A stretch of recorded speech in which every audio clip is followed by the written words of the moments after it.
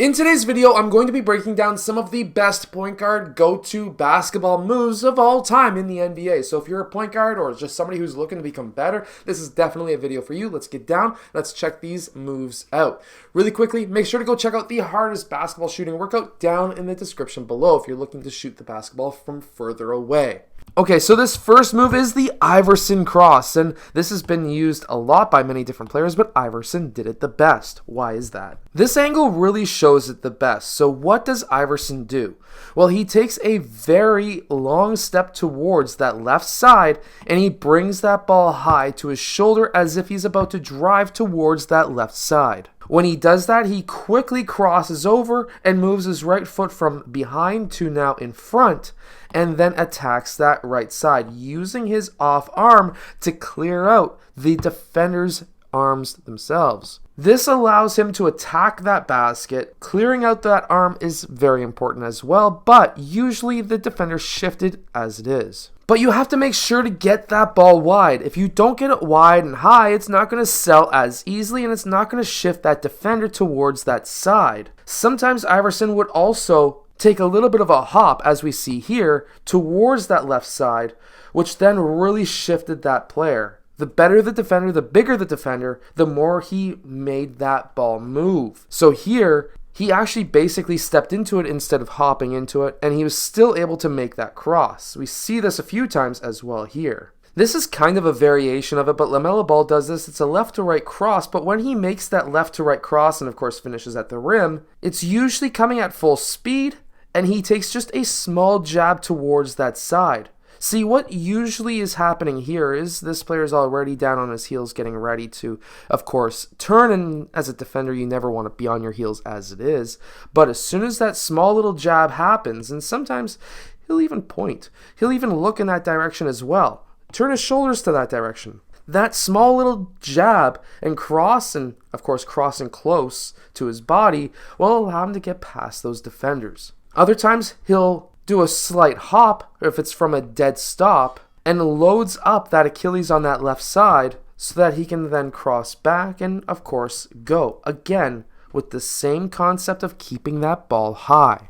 Unlike Iverson, this is basically a similar cross but without that hop towards that side.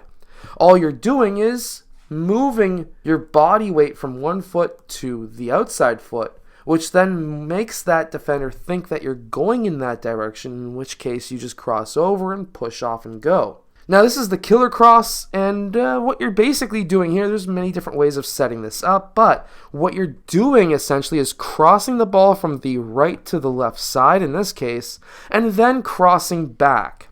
What this is doing to the defender is making him think that you're going to attack, in this case, the left side, but then you cross over back towards the right.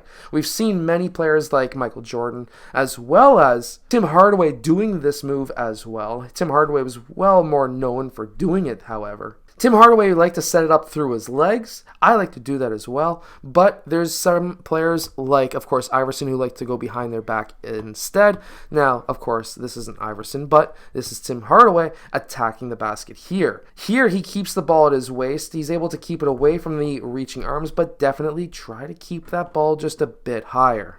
And after you make this cross, that outside foot, you want to load the Achilles. You want to be on your toes so that you can attack back that right side. Now, this is a jab cross, and I really like this move because, of course, with Ja Morant, he starts the ball with the right side most of the time. He crosses over towards the left, and at the same time, jabs with his right foot.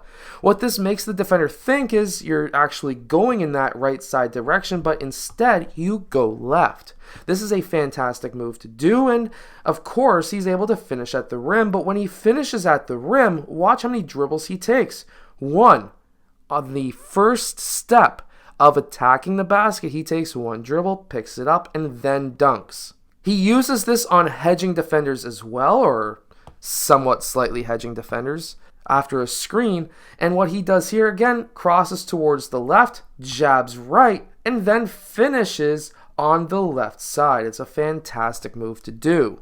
We see this here once again, crosses towards the left, jabs right, creates that top foot, attacks that top foot, one dribble, and he's able to keep that ball high away from those reaching hands so that he can then finish at the rim once again. I hope that this video has helped you become a better player in basketball, a better guard overall. Make sure to go check out the hardest basketball shooting workout down in the description below, and I'll see you guys again next time.